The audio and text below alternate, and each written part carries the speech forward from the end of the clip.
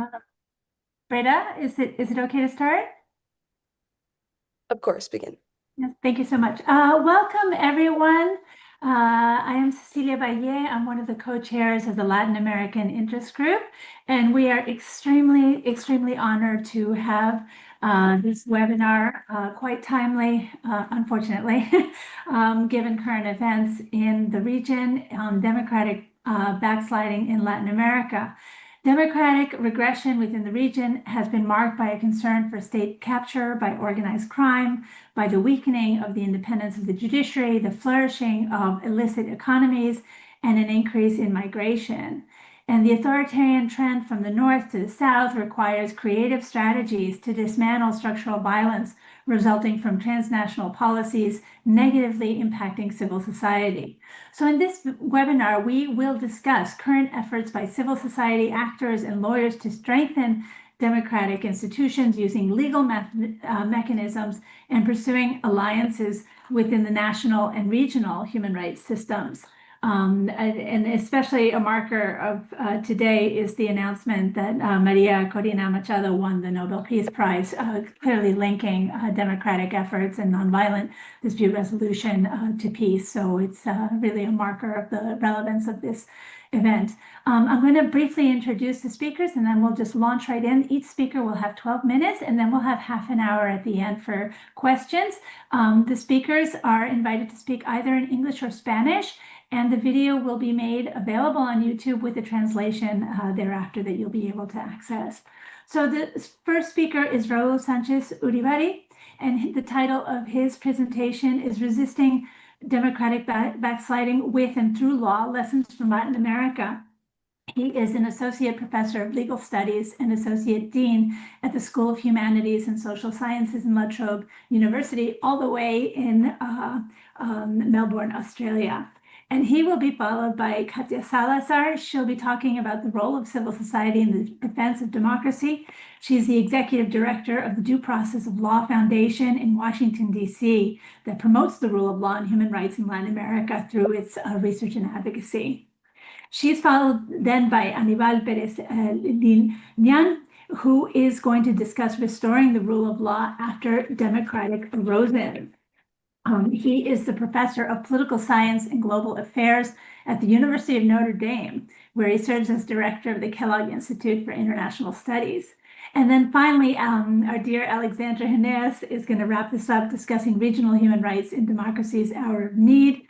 Her scholarship is very well known in its focus on international and human rights with an emphasis on Latin America, and she is the Evu Bascom Professor of Law at the University of Wisconsin. So welcome to this amazing panel. And then I invite Raul to please take the floor.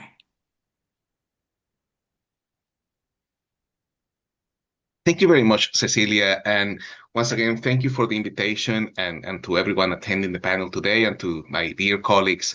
Hello, it's good to see you, albeit online. And as I was saying just at the beginning, once I connected to this webinar, I'm smiling because not every day well, in your case, you're waking up that part of the world. Here, I'm in Melbourne, it's 12 o'clock at night. Not every day you open the internet and you read good news. As I read in an Ann Applebaum article, a bit of flame in the middle of so much darkness, to read about Maria Corina Machado winning the Nobel Peace Prize, a richly deserved win, in my opinion, and that I'm sure of many Venezuelans who have, of course, fought for democracy in the past years. And what I wanted to do is to do exactly that, to use the Venezuelan case for reflection about how things have going and how things are at the present moment. I have been studying Venezuela for close to 20 years, more or less. I was a lawyer many moons ago. I called that my first life, a practicing attorney in Venezuela, and taught law at that time. That was in 1999, 2000 until 2004, 2005. For those familiar with Venezuelan politics, that was the beginning of the Bolivarian Revolution. It was the first few years. And I'm mentioning this because we, of course, read about how democratic decline happens. And we read, of course, the indicators. We try to capture what that story looks like and actually unfolds through multiple ways and mechanisms. But I can tell you that the embodied experience of going through democratic decay as a lawyer, in particular, is quite vivid. As I reminisce and I start thinking about how it was, is hard to explain. On one hand, I try to think of it as a bridge between within uh, abiding by the discourse of the rule of law and by the meaning of the symbols of the rule of law and the practices and the rituals that involves. In my case, I had been trained in a faculty of law in what was a decaying democracy. And I started working as a lawyer on those premises. But at the same time, the debates of those times were precisely symbolizing a different way of understanding the law, advanced in particular by the new powers that be, so to speak, the Bolivarian Revolution, in particular Hugo Chavez and Chavismo, in which common understandings of the law that were well established in jurisprudence, in case law, were questioned. Or new opportunities were found in the law all of a sudden for interpretation that weren't there. Or, for example, legal premises were sidelined where before they hadn't been sidelined. I'm describing, of course, phenomena that might be quite common in other jurisdictions that also undergo democratic backsliding. The revolution happens all of the sudden, but also happens through 1,000 cuts. Not only happens in the big cases, but also happens in the small cases. By the time of 2004, 2005, in those 5 years, the country had already gone through a constituent assembly that had taken place in highly questionable ways, that had systematically excluded the opposition, that had approved a constitution by the way of a referendum that was also invoked in questionable fashion, and that 2 years later had also opened the door for multiple interpretations that essentially were incapable to channel the political process in a peaceful way. Eventually, as we know, the story ended up with Chavez surviving the referendum of 2004 and the Chavista political process continuing unabated. And as it happened, then the decline of the judiciary as an institution, both in terms of the capacity to control power, but also the capacity to offer citizens with an independent court system that was able to adjudicate cases and, of course, experience the erosion of legitimacy continued to unfold. To do that, I have prepared a few slides, and I can show you also now how that process unfolded. Two particular graphs are very, I think, quite telling. One, of course, explains the decline of democracy, but the other one, which I'm also going to show, will reflect the decline of the belief of the judiciary as a viable mechanism for adjudicating cases. Just give me 1 second, and I'll show it to you.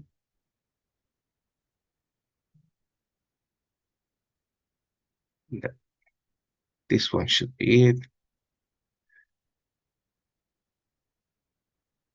And you might be able to see now here. Can you see it? So here's, for example, this is from the Varieties of Democracy project of Venezuela's transition. This is from 1900 to 2010, and I'm doing this on purpose so you can see the first 50, 60 years of autocracy. It was essentially an autocratic regime. Venezuela did not experience democracy until well into the 1950s, 1960s. So the core of the history of Venezuelan political history was autocracy, was dictatorship. And 1958, we experienced a democratic revolution, and ever since, for 40 years, Venezuela was a democratic state. What you see here in this corner here is when Chavez was elected. And this sudden process that I have just described is what happened here. And then you see this dramatic decline followed by persistent continuous decline until probably right now we would be around here. This was a process that happened through phases, but at the same time, you can see the decline over time. It's about 20 years of a change and replacement of a discourse for another. But how did the courts, for example, look at that time? If we go to the next slide, let me see. Have judicial independence here. Well, judicial independence shows the decline as well. And this is the one that I wanted to show you. These are cases by the Constitutional Court. The first few years experienced a dramatic increase of litigation, precisely as more and more cases were brought to the courts in the midst of the creation of the new constitution. But after 2004, 2005, the survival of Chavez in power, but also the replacement of the Supreme Court justices by way of the illegal approval of a new organic law of the Supreme Court, and the repacking of the court with judges who were allied with Chavismo, experienced once again a decline in the number of cases arriving at the court. That decline continued unabated until today. And I'll put it this way: at the peak of its popularity as a venue, so to speak, the Constitutional Chamber used to decide close to 4,000 cases a year. Nowadays, it doesn't even reach 200. The chambers of the Supreme Court are pretty much empty chambers. They still decide, though. They still decide cases, but at the same time, their capacity as a venue in the midst of a country that, as we know, its economy has also collapsed, and in general, legal business has also declined dramatically, is quite distinctive. Now, all this process has been well documented, and there are many, and again, it was a complex process with many violations to the Constitution, to the legislation, international law, local law, and so forth. The more recent debates in Venezuela are less about democratic decline and more about what exists in the current environment. We are, of course, right now experiencing no longer a democratic backsliding process, because democracy is no longer present. What we're experiencing instead is a process of authoritarian consolidation under the regime of Nicolás Maduro. Again, it's a story that by now is well known. But I did want to highlight two important points in my view, and that might be also helpful for purposes of discussing other cases. One, that the same way that the process of democratic backsliding is a complex process where the different weaknesses of the system mutually reinforce one another, the same way the process of authoritarian consolidation unfolds in a similar way. 4 months ago, my colleague John Polga and I, well, 6 months now, my colleague John Polga Hesimovich and I published a book on authoritarian consolidation in Venezuela. And when we began working on that project, we thought, okay, how can we best explore a regime that continues to be a moving target? Because it is a dictatorship, but it's a dictatorship that still has this vocation to continue establishing itself. The process of democratic backsliding is a process that also included the development of authoritarian institutions. So how best to explain how it works? So we came up on one hand with a theoretical framework where the basic premise to study Venezuela at the moment is one of a consolidating autocracy. But also we identified key dimensions, internal and external, that work in tandem and in connection to one another to reinforce the authoritarian character of the polity and also to prevent democracy from unfolding. In this system, the law has a very important role, and that's one of the findings so far. The usual understandings, the old usual understandings of courts as mere useless rubber stamps do not apply in this case. Rubber stamps in this day and age can still be useful. And there are multiple reasons why that is the case. So in Venezuela, legal institutions, and in particular the court system, continues to be an instrument that is useful for the regime for a variety of reasons.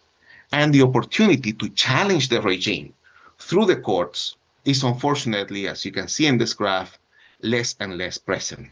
However, and with this I finish because I'm mindful of time, um, does that mean that there is no hope? I want to think once again, it's a good day today. There is hope. In the midst of the collapse of the rule of law in Venezuela, I'm currently doing a project that I call How Does the Law Look Like in the country that is 144 out of 144 in the World Justice Project Index of the Rule of Law? How exactly would you argue or advocate for a possibility or a potential of the law as a place of resistance in such a country? Well, I want to think that there is still a modicum of space for resistance, and I can tell you a few places. A, faculties of laws. You still study, there is still, law is still studied in Venezuela. Lawyers are still graduating, and I know many colleagues there who continue to teach law. And these curriculums, by the way, are not exactly curriculums that you could consider to this day completely divorced from the curriculums that are taught in more democratic societies that enjoy rule of law conditions. That already it gives room for hope. And I give you one more. As a friend of mine told me when I visited Venezuela 2 years ago, and in very interesting conversations, he said, Raul, life goes on. People continue getting married, people continue getting divorced, people die, there are all kinds of business that happens, and all of them require lawyers. And many of these lawyers use the law for effective purposes, even if, of course, we work in the context of a corrupt system. So these projects of islands of legality tries to accomplish that, tries to detect what are the key islands of legality that exist in this sea of autocracy, with the expectation that at some point, some of them could offer solace or even the opportunity for reconstruction, which, as we can see in other cases, can always happen. Thank you so much for the opportunity. Thank you.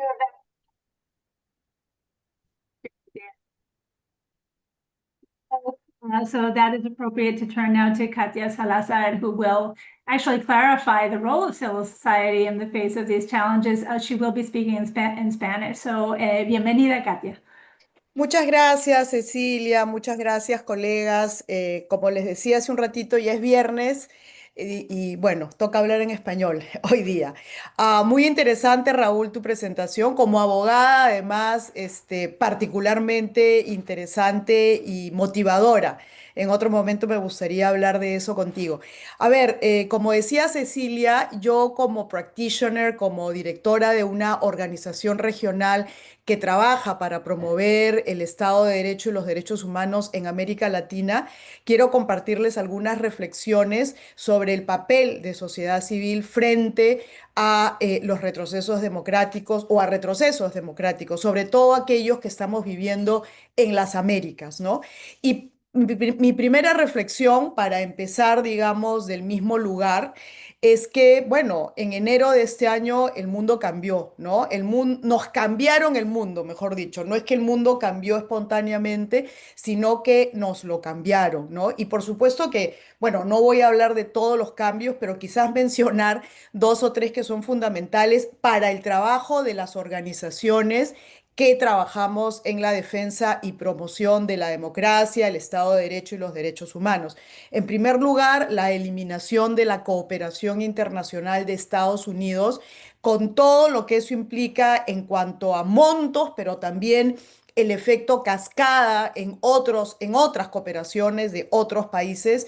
En segundo lugar, la campaña de desprestigio contra las organizaciones de sociedad civil, no solamente aquellas que recibían fondos de la cooperación de Estados Unidos, sino en general una campaña de desprestigio contra las organizaciones de sociedad civil, non-profit organizations, incluyendo a las fundaciones, ¿no? Sobre todo aquellas fundaciones más grandes y que históricamente apoyan estos temas, como son Open Society y la Fundación Ford. En tercer lugar, la creación de enemigos, o sea, en pocas semanas vimos cómo se creaban enemigos, comenzando por USAID, la cooperación de Estados Unidos, que se convirtió básicamente en el enemigo público número uno en este país, pero luego los jueces, los abogados, o sea, jueces que tomaban decisiones contra las órdenes ejecutivas, los abogados que llevaban casos cuestionando las órdenes ejecutivas, las universidades, ¿no? Por los temas de DEI, igualdad, equidad, en fin. Y finalmente, los migrantes, ¿no? Los migrantes indocumentados, digamos, se convirtieron en otro gran enemigo de este país. Todas creaciones narrativas desde el propio gobierno, ¿no? Y en cuarto lugar, digamos, en este pequeño panorama relevante para el trabajo nuestro, quizás lo más duro, lo más difícil de aceptar es que perdimos el apoyo político de Estados Unidos para los temas de democracia, Estado de Derecho y derechos humanos y ganamos un enemigo, porque Estados Unidos se convirtió en un país, digamos, que ahora apoya, dialoga, conversa justamente con estos autores, ay, perdón, con estos actores antidemocráticos. Entonces, todo esto para mí, como les decía, significó un cambio del mundo, un cambio del panorama, un cambio de contexto para el trabajo de las organizaciones. Y nos hizo a todas nosotras repensar, cuestionarnos desde nuestra existencia y supervivencia, porque nosotros vivimos de fondos de la cooperación en general, ¿no? Hasta cuestionarnos nuestros métodos de trabajo, nuestras estrategias, nuestra utilidad, nuestros objetivos. Entonces, en ese escenario es que ahora quiero compartir con ustedes algunas como conclusiones preliminares o reflexiones preliminares que nos van a guiar en esta nueva etapa, ¿no? Para justamente enfrentar estos retrocesos democráticos que, como les digo, por lo menos en las Américas, ahora ya no es América Latina, ahora es las Américas, ¿no? Entonces, en primer lugar, las organizaciones tenemos que repensar nuestras estrategias y narrativas. Definitivamente no podemos quedarnos en estas como narrativas del pasado, en la que básicamente estábamos ahí para cuestionar los excesos de los estados, los abusos estatales y decirle a los estados, mira, acá están tus límites, de aquí no puedes pasar. Bueno, sí, hay que hacerlo, pero no podemos quedarnos ahí. Necesitamos hacer propuestas también. Por ejemplo, los temas de seguridad, como comentábamos al inicio, ¿no? Que es o que se usó como una de las excusas o la excusa para la vacancia anoche de la presidenta del Perú, ¿no? Su incapacidad de enfrentar la inseguridad en el Perú. Yo creo que las organizaciones que trabajamos por los valores democráticos y por los derechos humanos tenemos también que trabajar temas de seguridad porque es la principal amenaza a la vida de los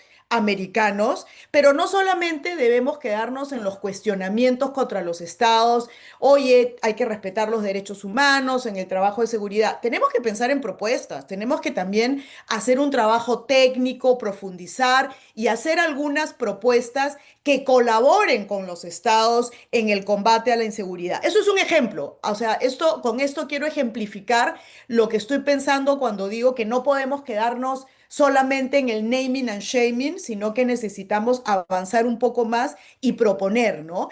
Pasar también de trabajar principalmente derechos civiles y políticos a también trabajar derechos económicos, sociales y culturales. Los jóvenes de ahora no han vivido en dictaduras. Los jóvenes de ahora no saben lo que es no tener elecciones libres, de vivir detenciones injustificadas, ejecuciones extrajudiciales. Ellos están viviendo una realidad en la que no hay oportunidades para trabajar, para vivir, para sobrevivir. La salud es impagable, la educación es pésima. Entonces, si queremos llegar a la población joven actual, aumentar nuestras constituencies, no quedarnos hablándole a los convencidos de nuestra edad, sino tener más impacto. Tenemos que trabajar también los temas que son urgentes en estos momentos, que no son solamente derechos civiles y políticos, sino también económicos, sociales y culturales, ¿no? Entonces eso, bueno, eso es un primer punto y voy avanzando porque si no me voy a quedar. En segundo lugar, y un poco dialogando con lo que decía Raúl, tenemos que seguir usando los mecanismos legales disponibles a nivel nacional y a nivel internacional. ¿Y a qué me refiero con esto? En primer lugar, por supuesto, somos conscientes que la situación en Venezuela es dramática, que el espacio cívico está totalmente cerrado, lo mismo en Nicaragua, lo mismo en Cuba. Ya, pero eso no significa que no debamos documentar. Por ejemplo, en el caso venezolano, aunque todo está cerrado, hay que seguir documentando lo que pasa, porque en algún momento va a ser utilizado. La misión de determinación de los hechos de Naciones Unidas para Venezuela, eso es lo que hace, documentar. La Comisión Internacional que se creó en el Consejo de Derechos Humanos para Nicaragua, ¿qué es lo que hace? ¿Inventa la pólvora? No, sigue documentando, porque en algún momento eso se va a utilizar para digamos, visibilizar lo que pasó, para promover rendición de cuentas, para promover reparaciones. Hay que seguir documentando. En segundo lugar, hay que seguir litigando cuando se pueda y donde se pueda y como se pueda. Hay que seguir litigando. Por ejemplo, en el caso, bueno, el caso brasilero, el caso Bolsonaro, hay una condena por este intento de golpe de Estado. Eso es importantísimo, tan importante que provocó que el gobierno de Estados Unidos sancionara a un juez brasilero por eso, por esas decisiones, por esas medidas, ¿no? En Perú, por ejemplo, que ya le está siguiendo el modelo en cuanto a ley anti-ONGs a Nicaragua, a Venezuela, a El Salvador. Bueno, también en Perú se aprobó una ley anti-ONGs y se está litigando contra esa ley, se está litigando en diferentes frentes. En Perú también, y perdón que comente tanto sobre Perú, pero acabo de regresar de Perú, se aprobó hace unas semanas una ley de amnistía a militares y policías por violaciones de derechos humanos. Bueno, la ley se aprobó, pero ya también se está litigando contra la ley y hay jueces que en casos concretos, cuando estos condenados o acusados le piden que apliquen la ley para dejarlos en libertad, los jueces están diciendo, oye, yo voy a aplicar mi derecho de verificar la constitucionalidad de esta ley y no la voy a aplicar. Entonces, identificando bolsones de democracia, de independencia judicial, hay que definitivamente seguir litigando. Bueno, Estados Unidos es el mejor ejemplo. Yo creo que el litigio en Estados Unidos es, no quiero decir el último bastión, el último espacio de democracia, pero es importantísimo. Hay casi 500 casos actualmente en discusión en diferentes cortes, cuestionando órdenes ejecutivas, cuestionando medidas desde el Poder Ejecutivo, y hay muchas suspensiones de medidas. O sea, el litigio en Estados Unidos en este momento es fundamental, fundamentalísimo, diría yo. No tengo que ahondar en este tema. ¿Cómo voy de tiempo? Ya. Rápidamente, para ir cerrando. En tercer lugar, las organizaciones necesitamos crear, promover nuevas alianzas, nuevas coaliciones e identificar nuevos espacios de incidencia. Esto, por ejemplo, es clave. Académicos, practitioners, ONGs, universidades, fundamental. Pero hay que ir más allá. Nosotros tratando siempre de pensar cómo defender mejor los derechos. Ahora somos parte, por ejemplo, organizaciones de derechos humanos, dialogamos más con organizaciones anticorrupción, organizaciones que trabajan temas de seguridad con organizaciones de derechos humanos, porque ellas tienen conocimiento y habilidades que nosotros no tenemos. Es necesario dialogar más entre áreas de conocimiento. ¿Por qué? Porque los desafíos se han sofisticado y nosotros también tenemos que sofisticarnos y sofisticar nuestras respuestas. Los jueces también son ahora un aliado clave, son también considerados defensores de derechos humanos para la OEA, para la Comisión Interamericana de Derechos Humanos, para Naciones Unidas. Hay que usar nuevos espacios de incidencia, los bancos, la OSD. Finalmente, para terminar, porque creo que creo, Cecilia, que ya estoy contra el tiempo, ¿no? Quiero decir dos cositas para cerrar. Una, los autoritarismos son de izquierda y son de derecha, ¿ya? Yo no creo que hay que cerrarnos con la idea de que la ultraderecha es la principal causante de los retrocesos democráticos en la región. Los autoritarismos para nosotros son de izquierda y son de derecha y el guión se repite, ¿no? Casi, casi que es lo mismo, el mismo modelo. Y para cerrar, la verdad es que quiero terminar con una nota positiva, ¿no? Vamos a resistir, o sea, no podemos dejarnos vencer, o sea, nos quieren quebrar y justamente, pues, tenemos que caminar juntos para poder resistir este tsunami que en algún momento espero que pronto pase. Gracias, Cecilia. Muchas gracias. This was an amazing tribute to the possibilities of networking as the actual mandate holder in international solidarity. I'm all for networking as the key to resistance and emancipation. So thank you for that. Aníbal, so far the past two speakers have really pointed to the use of litigation, the use of courts. I'm really interested in what you're going to be discussing in terms of a concept of preemptive avoidance. Could you please illuminate us as to what you're thinking? Thank you. Thank you, Cecilia. Thank you for the invitation, and thank you to everyone who is joining us today. It's a pleasure to be in this panel, and I am very honored. So what I would like to do today is to discuss the process of democratic backsliding that we've been addressing, and the implications of this process for the rule of law that both Katia and Raul have established well, I think.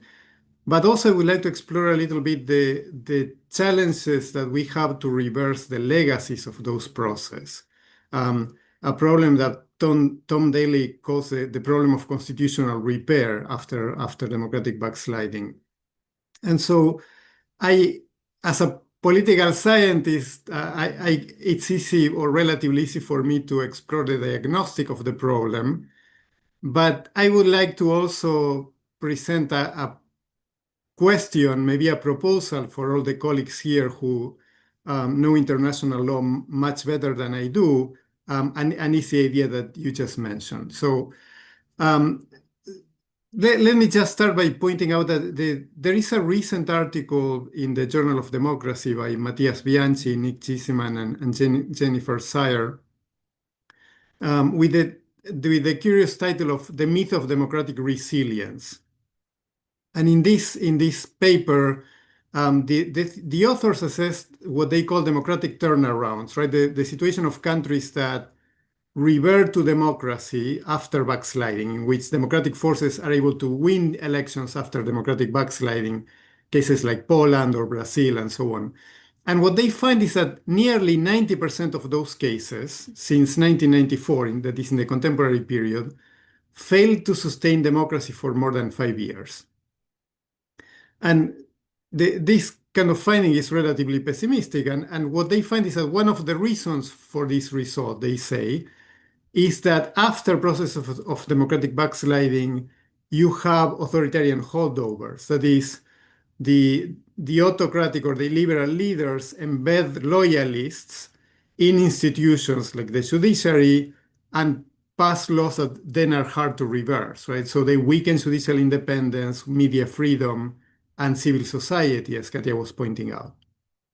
And so this is probably a very important difference, for example, between the current situation of Brazil and Guatemala, right? In Brazil, Jair Bolsonaro was not able to leave a huge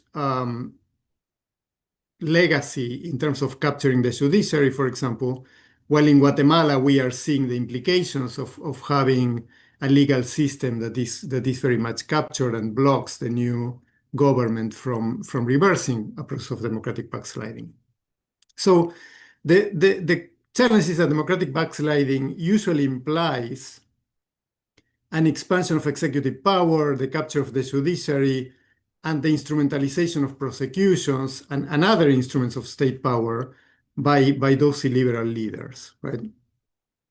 As Raul pointed out before, common understandings of the law are appended, and rulers alter the legal system in very dubious ways, right? And so the liberal coalition captures the state and then use the legal claims to restrict the rights of vulnerable populations and their political opponents.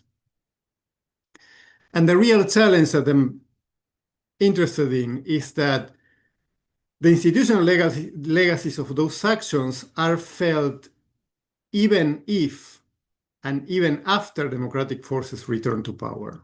So as Marianne Neuer has argued, the process of democratic erosion does not end when democratic leaders return to office, right? At that point, you face the challenge of what to do.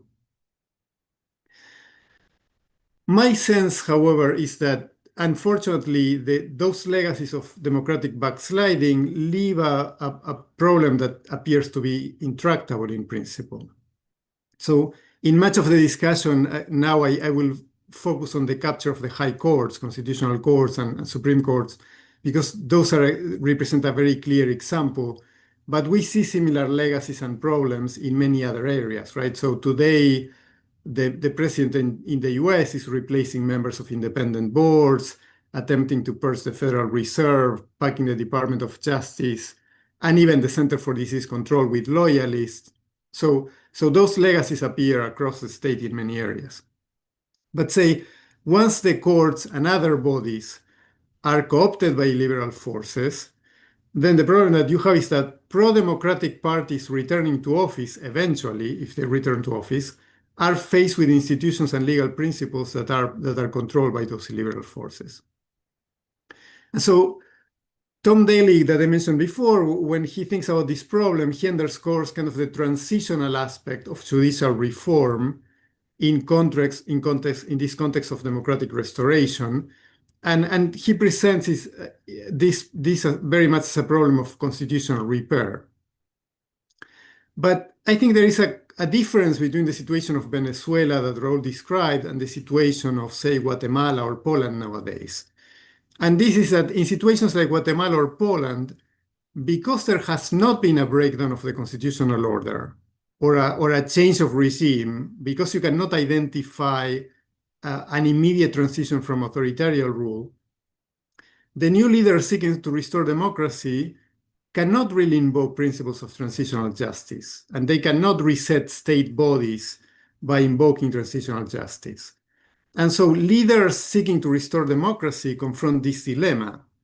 They either democratize or they respect the rule of law, which is, or they respect the law that contains all of these legacies of the previous period, right? And if they try to democratize, they need to undermine those legal legacies. And if they respect the legal legacies, they cannot democratize. So if they respect the status quo, they legitimize the capture of the courts by the preceding government. And they have to accept those illiberal veto players, and therefore they are unable to deliver the democratic reforms that they promised to the voters. And so this is kind of the situation nowadays in Guatemala, is a situation in Poland. And what we have seen in Poland is that frustrated voters then very often return to illiberal options. Now, if by contrast, the leaders engage in lustration and they just purge the courts again, they allow illiberal forces to now to present themselves as the victims of an intolerant government that they claim is undemocratic. And this process just reinforces the cycle of judicial instability and further undermines the possibility of judicial independence in the case of courts, but the independence of other bodies as well, right? So what is to be done? Here's where I suspect, and I hope that my colleagues today will be able to help us with this. I suspect that international law can help address this dilemma by creating a framework that legally empowers democratic leaders to reverse the appointment of judges and other state officials that were appointed in violation of basic democratic principles. I argue that, or I suspect that a solution to this dilemma of democratic forces will require what we may call a regional principle of preemptive avoidance that I suspect already exists for some purposes in the inter-American system. The idea is that the acts of the state, for example, the appointment of illiberal justices in the Supreme Court, would be deemed invalid if the process leading to those acts, for example, the unconstitutional purge of the previous judges, or the substance of those acts, that is, the goal of undermining human rights, violate principles of international law. Now, this idea of preemptive avoidance may sound like an extreme power for international courts and perhaps a mess in which we don't want international courts to get into. But let me make two clarifications about this. The first one is that in applying this principle, if we accept this principle, the international courts would only be documenting the illegitimate nature of the acts and potentially empowering future governments, future democratic governments, to reverse those acts, to reverse the action of illiberal leaders. This is similar to what Katia was saying, right? So international courts or international bodies document violations because that evidence is relevant when the balance of power changes in forces of in favor of democratic forces. What I'm saying here is that the political decision to reverse the act of illiberal leaders would be left to democratic forces if they return to power, but they would have a legal framework given by international law to do so. The second point that I would like to emphasize is that my sense as a political scientist, to the extent that that's valid, is that this principle already exists in domestic and international law, both for procedural and for substantive reasons. So, for example, and just to conclude, in the domestic context, it seems to me that a principle of preemptive avoidance exists in the doctrine of the fruit of the poisonous tree, right? So the principle that prohibits the use of evidence obtained through illegal or unconstitutional means in court. In this case, the idea is that unlawfully acquired evidence through, say, an illegal search cannot be admitted in court because we don't want the government to profit from its own unlawful actions when prosecuting a case. In international law, it seems to me that the principle of preemptive avoidance also exists, for example, when in the basic principles on the right to a remedy approved by the General Assembly of the UN, the basic principles establish, for example, that the statute of limitations shall not apply to gross violations of human rights and serious violations of humanitarian law, right? And of course, in the Inter-American system, the Inter-American Court has established that amnesty laws that prevent the investigation and prosecution and punishment of those responsible for human rights violations are incompatible with international obligation of the states and therefore are not applicable, right? That's the doctrine of Barrios Altos, La Cantuta, Hellman, and so on. So there may be fear of driving international courts into political issues, but I think that's unavoidable, right?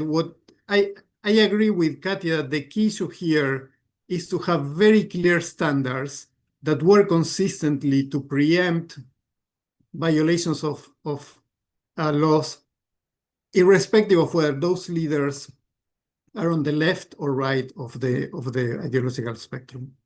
Thank you very much for your attention. Thank you, Aníbal, for your eloquent analysis, which I'm sure Alexandra is excited to comment on the incredible contribution of the Inter-American Court exactly in addressing some of these areas of having to play the connection between moving from the authoritarian system to a democratic system and having to deal with the unfortunate truth that sometimes the judiciary has been some of the actors in the violations. Please, Alexandra. Thank you, Cecilia. I wanted to begin by thanking Cecilia for organizing this panel and for her work fostering solidarity and peace through law. I want to comment today on the a moment we're in where many claim the death of international law, and what that means for human rights, especially Latin American human rights and the institutions and culture that have been created around human rights in the region. So since 2023, I'm going to begin a little bit beyond Latin America and beyond human rights law. To note that since 2023, 4 international courts have issued groundbreaking opinions on states' legal responsibilities in face of climate change. 2 came from international courts, the ICJ and the Tribunal on the Law of the Sea.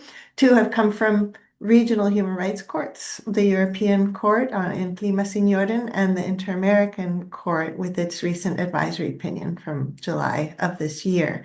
And of course, the African Court of Human and People's Rights is in the midst of considering whether to accept a similar advisory opinion request. So we've seen this is part of a concerted transnational effort by activists and states and other actors. It's an amazing and unprecedented use of international courts in the realm of a particularly complex issue, climate change. So it's striking to consider these judgments and the hope that they've generated among activists, among my students, in light of the shared sense at the same time, in parallel, of what The Guardian and others have called the end of international law. To quote Eric Posner, the ruins of international law are all around us. And the question is this what ruins look like? At one level, the morning after the Inter-American Court issued its advisory opinion, I attended a panel of activists in which it was uniformly deemed the advisory opinion to become one of the most important judicial documents in the history of law. That's a direct quotation. At the same time, that very day that the ICJ opinion was issued, we read the news that the Environmental Protection Agency of the United States is reinterpreting its statutory mandate to exclude climate mitigation work.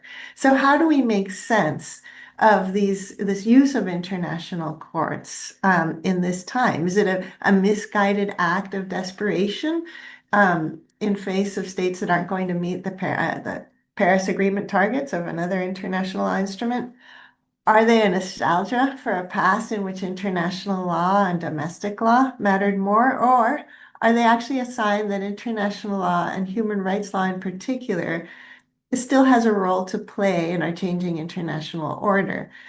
I believe that there are 2 possible answers to this question rooted in the human rights activism, the institutions, and the political culture that have been developed in Latin America over the past decades, 7 decades. The first possible answer draws on a concept from political science that has been recently sort of reconfigured in the socio-legal world, which is the idea of prefigurative legality. And this idea will resonate a lot with what Raul, but also what Katia have said already. So it's drawn from the idea of prefigurative politics, which refers to the practice of building a new society within the shell of the old society by embodying the desired social relationships and structures in the present. So it's a political strategy where activists prioritize means that reflect their vision of a better future rather than focusing solely on achieving goals for instrumental ends. In a 2023 article, Bronwyn Morgan and Amy Cohen write, we offer the term prefigurative legality to describe efforts to use the language, form, and legitimacy of law, and we might add the ruins of international law, to imagine law otherwise. And they emphasize various kinds of direct actions rather than primarily through appeals to courts, legislatures, or other state officials. But one example they point to is how during Egypt's 2011 uprising, lawyers defended arrested revolutionaries in openly hostile and oppressive spaces, police stations, courts, detention facilities, as if those institutions embodied a radically different legal political culture. Mohammed Asfari in an article describes this activist lawyering as both an act of solidarity based on shared revolutionary commitments and as an effort to prefigure a post-revolutionary idea of legality as a common egalitarian value. So another example that immediately comes to mind, I think, would be the activists in Argentina and Chile, who in the midst of brutal military dictatorships filed cases, amassed evidence, anything they could, because they believed in the idea of fundamental rights and married to legality. And that work, of course, paid off 30 years later when courts began accepting those cases, in part due to persistent pressure from the same activists. They were able to dust off these decades-old files that were filed in an act of prefigurative legality to use them in renewed cases. Another example would be the ICC arrest warrants in Gaza and Ukraine wars, and the genocide case brought by South Africa to the ICJ, where states don't respond, where traditional channels such as the Security Council are once again blocked. These litigants are turning to international courts. Not that the Trump administration will listen to the ICJ, let alone the Tribunal on the Law of the Sea or the Inter-American Court.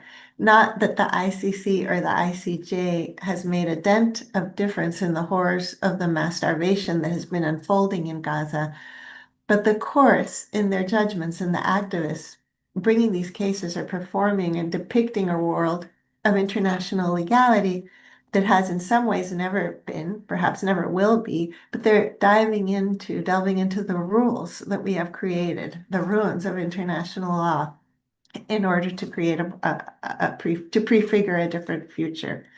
And I think that the inter-American system and some constitutional traditions within the Americas are particularly hopeful examples of this. When the Inter-American Court called for an end to amnesties, as Aníbal just mentioned, in Barrios Altos and subsequent cases, this was a high watermark of unrealistic thinking. There was no way that their call for the end to amnesties, their call for investigations was not done in a moment where that was actually a political possibility. So perhaps that's what we have for one path for international courts now. Perhaps they're all the Inter-American Court in 2001 in Barrios Altos, when it outlaws amnesties and demanded that states investigate. And in this, the record of the Inter-American Court and Commission, which seem endlessly more willing to use their mandates to create novel interpretations and to craft standards, state compliance notwithstanding, has a long legacy for others to learn from of prefigurative politics. And of course, there's also, and I think this is what Katia Salazar was so eloquently and convincingly mentioning, of moving beyond contentious cases before the international court. So one move, of course, is to the advisory jurisdiction, but there's also the move of turning away from courts altogether. And in this, I'm familiar with some of the things that Sahil is doing, for example, turning to litigation or procedures before a corporate board, the Meta Oversight Board, to protect a human rights activist being targeted with threats online in Peru, or litigating against methane emissions in local courts in Colombia and Argentina to bring in the new advisory opinion standards, not through international litigation, but domestic courts. So that's one vision. I have just a few minutes to mention the second vision of the future our present moment, also drawn from Latin American experience. So we, with two co-authors or two co-editors, Alejandro Chapman and Sergio Puig, we just published a volume called Latin American International Law in the 21st Century. And from that experience, in which reading all these chapters about different aspects of international law in the region, we ended up arguing that there's a way in which in our time Latin American international law has developed as a distinct regional practice.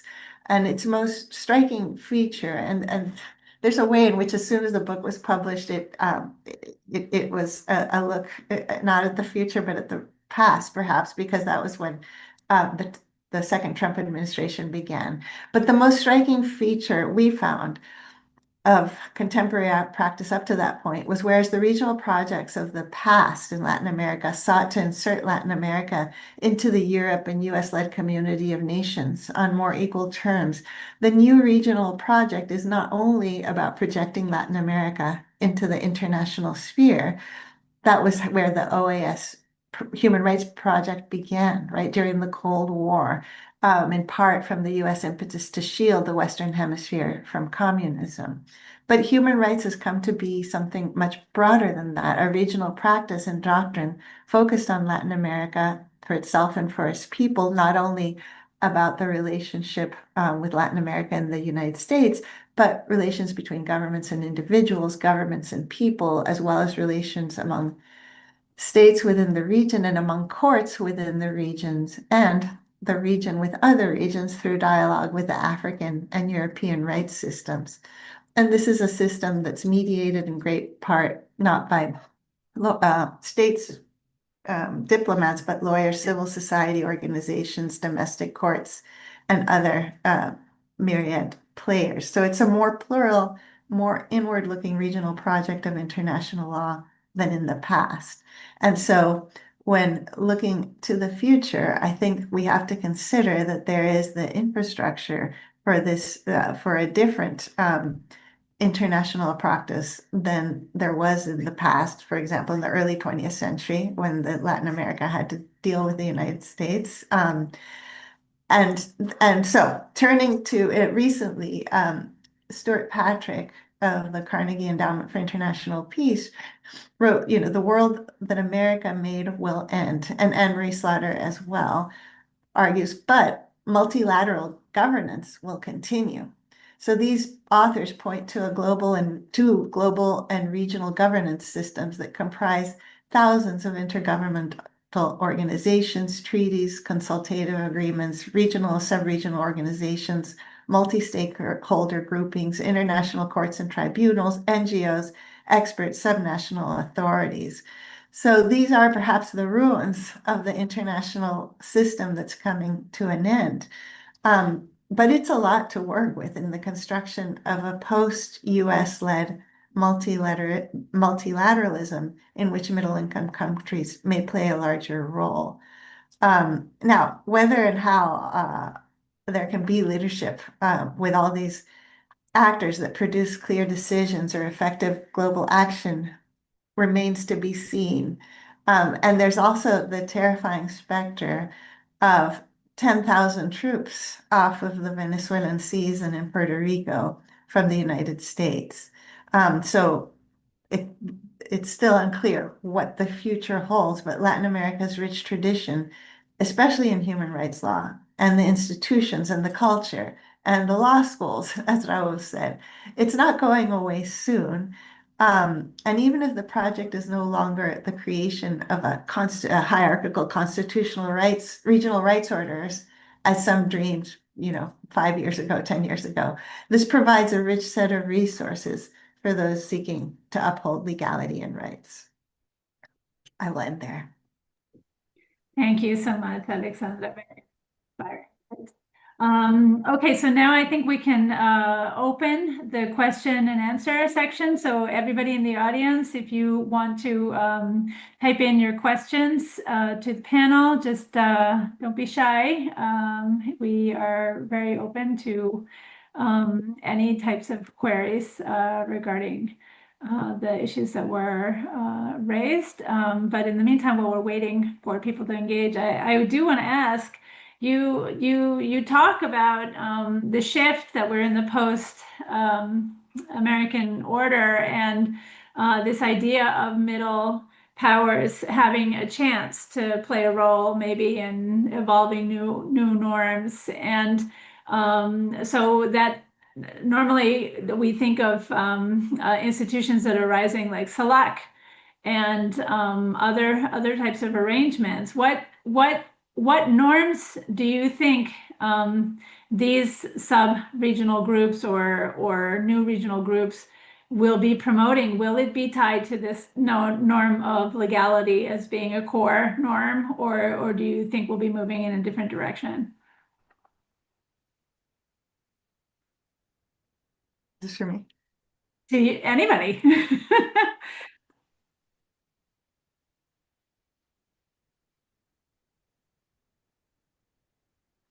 Open I question. can Yeah. propose an answer even if but I'd love to hear what others think. So it seems to me that at least, I mean, this was one of the interesting things when we set out to look at international law in Latin America in our book.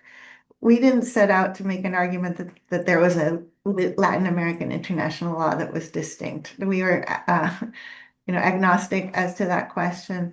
But what kept emerging in the chapters that we that people, that we asked for and people wrote in, and whether it was health or corruption or security, not all of them, but so many of the chapters at some point turn to the norms created by the inter-American human rights system, not just in human rights law, but the way that it's infiltrated criminal law and all other types of law, domestic constitutional law.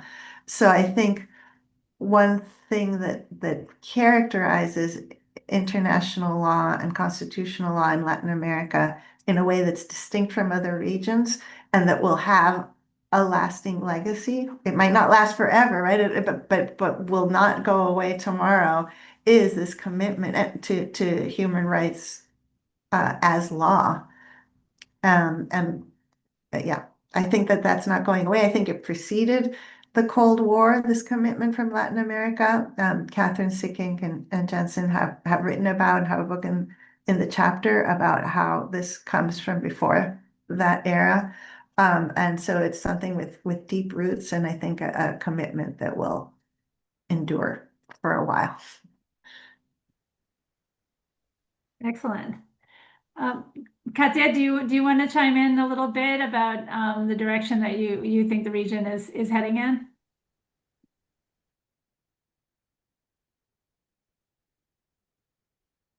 We can't hear you. I'm sorry. Coincido con lo que dijo Alejandra. Quiero mencionar que algo que la región tiene y que a pesar de todas las críticas sigue siendo algo muy especial de las Américas es el sistema interamericano de derechos humanos. Ya no es perfecto, hay que criticar, hay que comentar, por supuesto que sí, y permanentemente hay críticas, incluso, bueno, Venezuela, Nicaragua se han retirado, Perú estaba discutiendo su salida del sistema, sin embargo, sigue siendo como un espacio importantísimo para todos. Yo estoy segura, por ejemplo, un ejemplo. Anoche sacaron de la presidencia a la presidenta de Perú, Dina Boluarte. She was trying that Peru leaves the inter-American system. Now I am sure that she will use the inter-American system. I am absolutely sure. She will submit precautionary measures or whatever. ¿Ya? Esa es la realidad. O sea, entonces, tenemos que proteger ese sistema, tenemos que tratar de, por supuesto, mejorarlo, no ser acríticos, pero yo creo que ese sistema, la Comisión y la Corte van a seguir siendo actores clave en la, bueno, producción de estándares de derechos humanos, pero sobre todo en la promoción de conductas, ¿no? De los actores estatales a nivel nacional. El gran reto para la Comisión y la Corte es similar al reto que tenemos las organizaciones. Ellos tienen que responder también a las demandas actuales, no se pueden quedar en el pasado. ¿Ya? O sea, por ejemplo, yo, yo creo que en este momento que la Corte Interamericana de Derechos Humanos emita sentencias sobre casos de hace 40 años de desaparición forzada, no sé, creo que ya Mm. no, ya tiene que ver cosas más actuales. En fin, eso. Okay, well, I think just in defense of the court and the disappearance cases, that one of the decisions from the court that I really appreciate is the Condor case, in which they articulate the concept of state terrorism, of showing how the institutions of the state are used to repress. And I think of Raul talking about Venezuela, how important it is for us to be able maybe to bring cases to really enable the court to address ongoing violations when the entire state apparatus is being used as a form of repression, and also the intrinsic right to the truth, which the court helped develop. Raul, maybe you want to give us some thoughts on this? Absolutely. Thank you, Cecilia. If I may, because I did have an idea that I wanted to share with you as I was listening particularly to Katia. If I may just come back to her discussion, because as I was listening to you, Katia, it struck me that a very productive direction will be for not only judicial institutions, but more broadly institutions that anchor and support the human rights, not only the human rights institutions, but discourse more generally, to have a more explicit public-facing, productive relationship with the public, what is usually referred to in the sciences as translational research. It's not enough with producing decisions, not anymore. And it's not enough also with limiting themselves to explaining, for example, decisions briefly. There has been quite a bit of criticism against some judges, for example, for being more public-facing, for coming out, for giving interviews, for defending the institutions. And I feel that that's a debate that needs to happen in the sense of what is exactly the role that courts should have as public-facing institutions nowadays. Because the reality is that we live in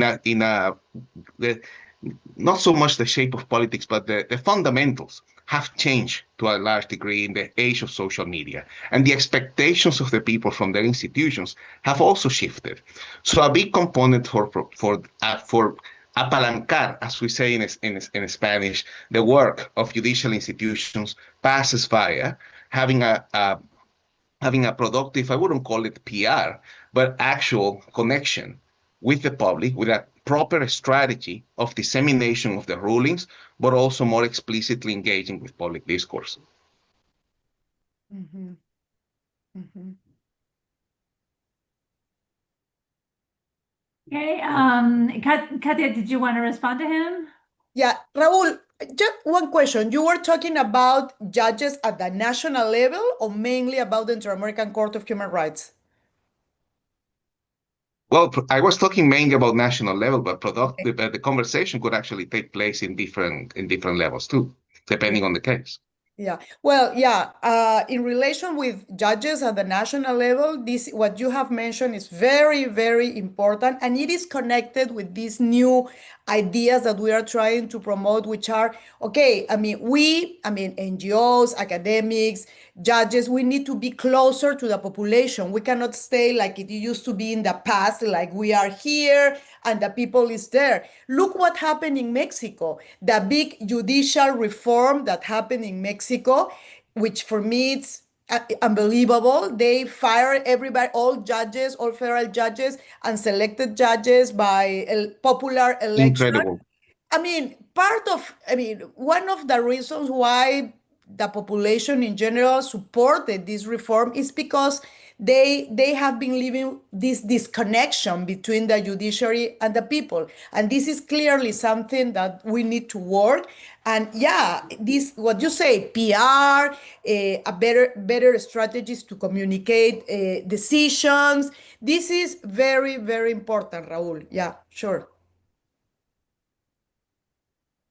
Yes, Anibal, please join in, and I'm really eager to hear your thoughts on this. One comment I wanted to make to you is that in Poland, the Constitutional Court has been under severe pressure, and there are people who are working within the bureaucracy who are under threat of harassment and doxing for their efforts to promote judicial independence. So I'm really interested in hearing any ideas you may have about how best to protect those working within the inside.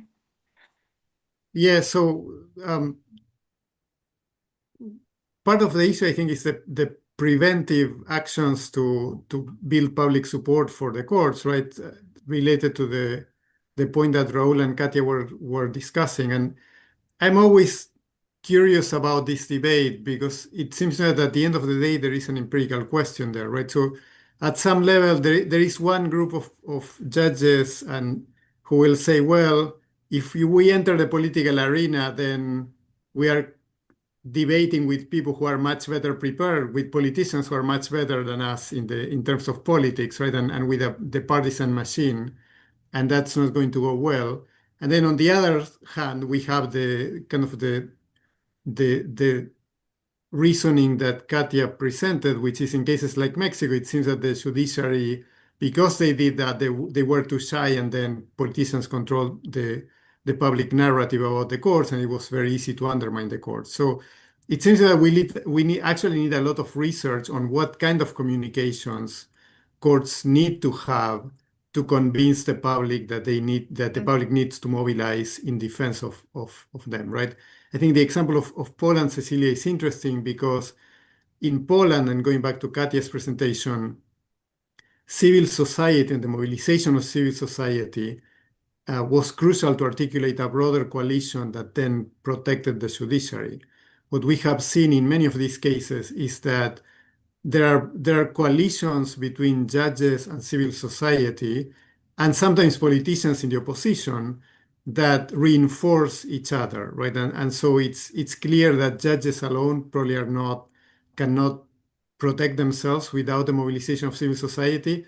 But then once the judges are protected, their actions can also protect civil society. So that kind of broader coalition is going to be crucial. Thank you. Thank you very much. I just wanted to clarify that the problem now has come to the point where the judges themselves have been placed in authoritarian type judges, and then it's the remaining actors within the bureaucracy who are trying to bring back democratic notions of judiciary. So to make it independent, even though the judges themselves are no longer independent, is an interesting conundrum. So we have a question. This question thanks the entire panel for a fantastic discussion. And this is Julian Huertas, and his question has to do with the ongoing efforts to misappropriate international law, particularly human rights law, for authoritarian purposes. He says some governments, courts, and actors from civil society are proposing authoritarian interpretations of human rights treaties to justify the restriction of individual freedoms and the consolidation of autocratic regimes. He wants to know, how should we respond to this challenge? So anyone can answer.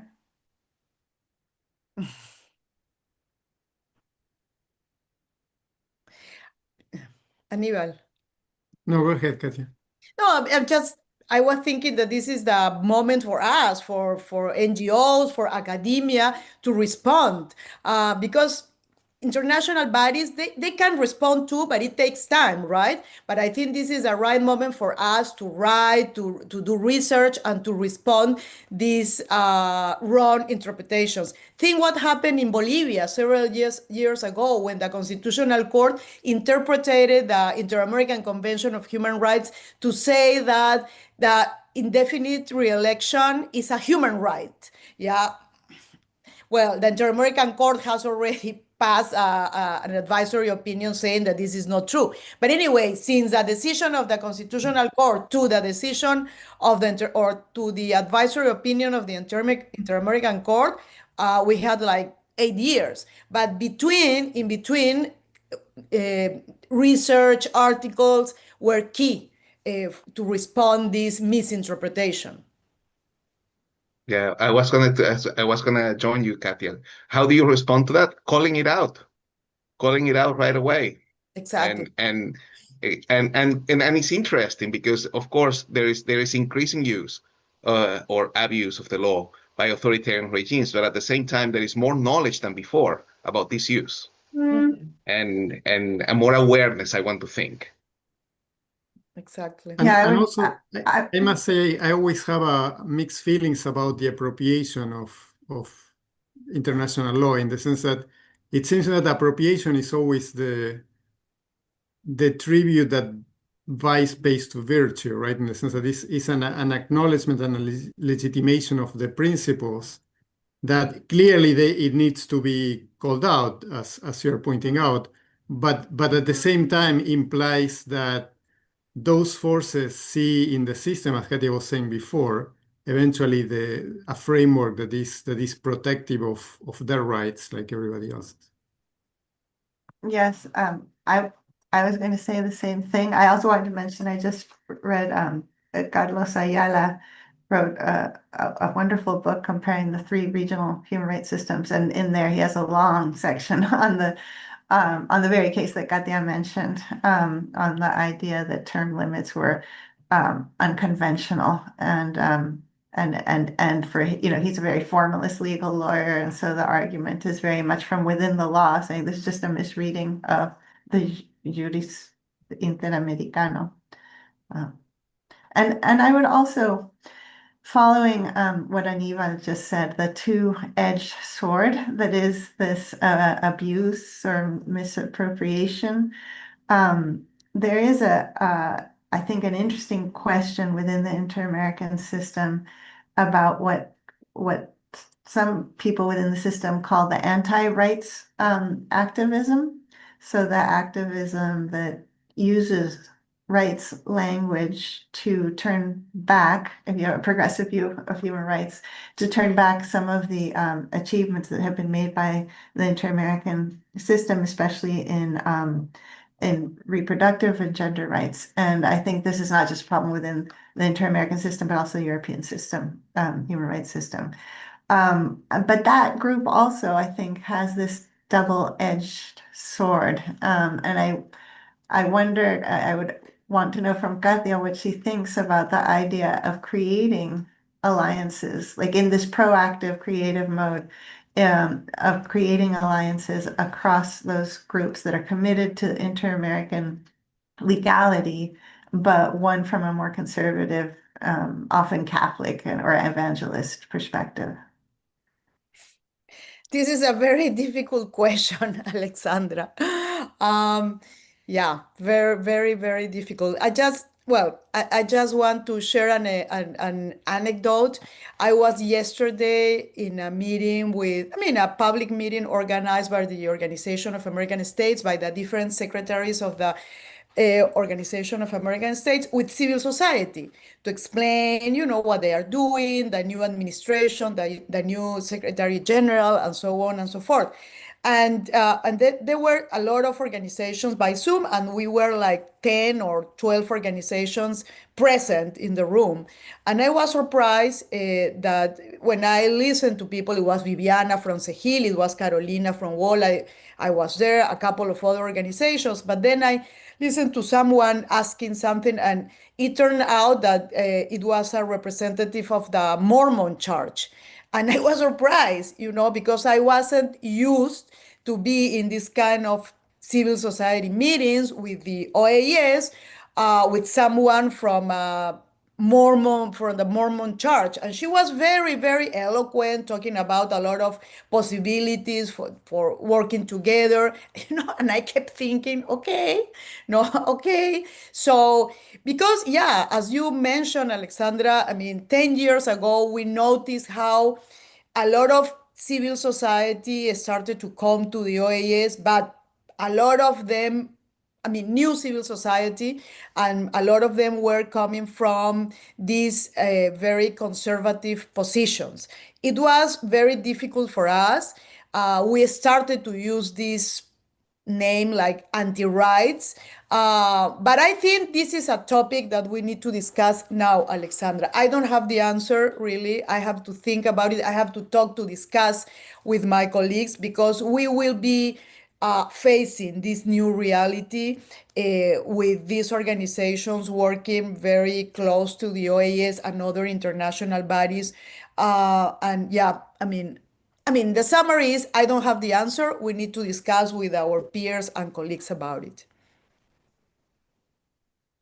I really support that call to engage on these issues, because just from watching the trends in Africa with the divisions between different religious groups that before used to intermarry and used to celebrate each other, there's a huge fragmentation going on that we may have to really pay attention to how these religious communications are engaging in dialogue with each other or not, and understand the importance of maintaining. I think peace is a regional value. I think It's something that Latin Americans have argued for consistently for decades and in all their instruments, and I think we have an obligation to uphold it and to take the responsibility of constructing it. One thing I can see in terms of the articulation of human rights is the mischaracterization of some of the norms from our region, like peace, like development, like the right to a healthy environment, like solidarity, as being some sort of a shield for authoritarianism, when in reality, it's the emancipatory impetus of our societies to hold together and to promote the orientation that we hold dear. So I'll be very interested in seeing in what capacity civil society and academics of our region will be engaging to address some of these challenges and to really help articulate those terms that would be useful, those narratives to bring us forward in terms of defense of human rights. So I don't see any more. Oh, there is one more question. Here we go. This is Vanessa Vanegas, and she says, in several Latin American countries, democratic backsliding has been driven by leaders manipulating or rewriting constitutions to stay in power. How can constitutions be strengthened to resist this kind of abuse while still allowing for legitimate democratic reform? Who would like to answer that?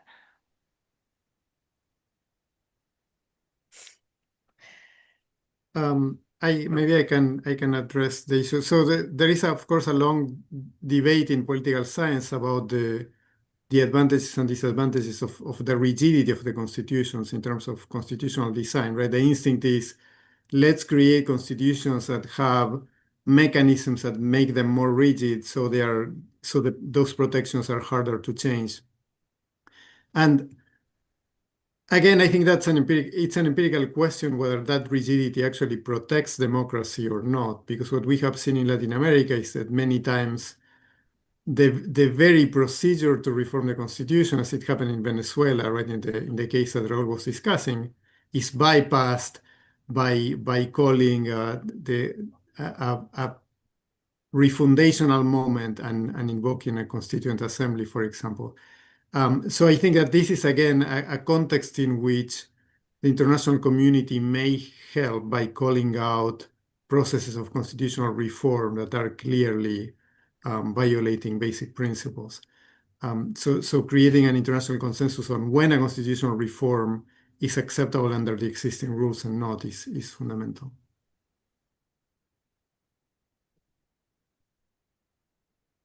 Thank you.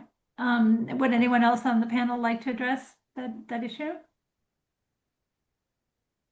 I guess one takeaway from Chile's failed constitutional process, which led to two different draft constitutions, both of which were very polarizing and both of which were defeated, is for one reading, and I hesitate to say this, is to not fetishize constitutions and the kind of when there's a strong demand for political change. It really seemed like somehow the demands of Chile's social movement starting in 2019 were channeled into this legal and constitutional debate, and an opportunity to create change was lost as a result. So I guess that's one thought I have in the wake of Chile's failed constitutional processes. It's a profound recognition. I met someone who was very active in that reform movement, and she informed me that she went back home to her hometown and decided to address a local issue regarding protection of the wetlands. And to her great joy, she was able to collaborate with local authorities, civil society, and corporations to protect the wetlands and save thousands of birds. And she found that local initiative of solidarity building and doing things at the smaller level so rewarding in terms of having a practical impact that she realized had maybe been misplaced in going too high in trying to make changes at the grander level. So maybe there is something there that we can take away as a recognition that acting at the local level may be the path forward then. Okay, I would now like to give you all 1 or 2 minutes to give some closing statements, and then we can end this session and hopefully reconvene in the future with a more optimistic gathering to report the successes that our networking has done. So I'll start maybe with Raul. Would you like to take a minute to give a final thought? Absolutely, Cecilia. First of all, thank you so much for bringing us together. I've really enjoyed the conversation, and I think that again, in the midst of what I would say uh, ongoing pessimism, given the news that we read every day, we started our conversation, well, once again, commiserating about how challenging the current moment is for democracy and the rule of law, uh, globally, really, and in so many countries around the world.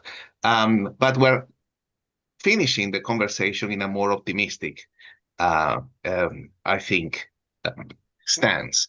And that comes from realizing how many different ways there are for protecting the rule of law, for protecting institutions, for using institutions, and at the same time celebrating and identifying those practices that tend to protect the rule of law, or that tend to enhance resilience in the system against abuse. One, for example, that I was thinking of as I was listening um, to um, to Alex in particular, and to you as well, Cecilia, is the importance, for instance, of legal and constitutional culture, of practices, of actually using the constitutional norms as pillars for generating practices that then are resilient to adverse um, uh, institutional reforms.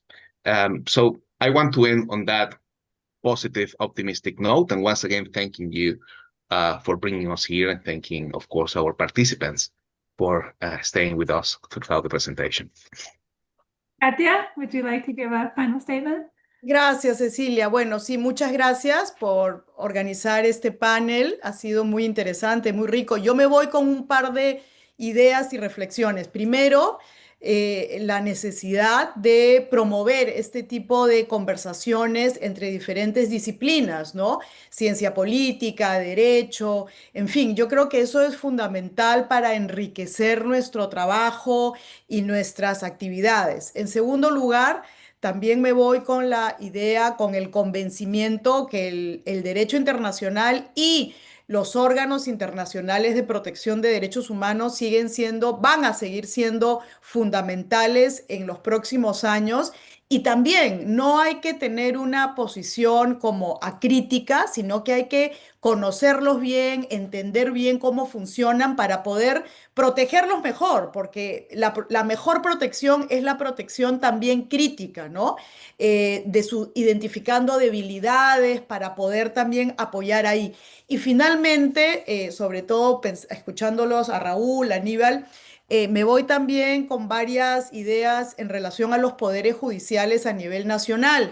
Yo creo que falta todavía investigación sobre eso. Nosotros en DPLF trabajamos mucho los temas de independencia judicial, sin embargo, está claro que falta mucha investigación cruzada, ¿no? Derecho internacional, derecho constitucional, ciencia política, sociología, antropología.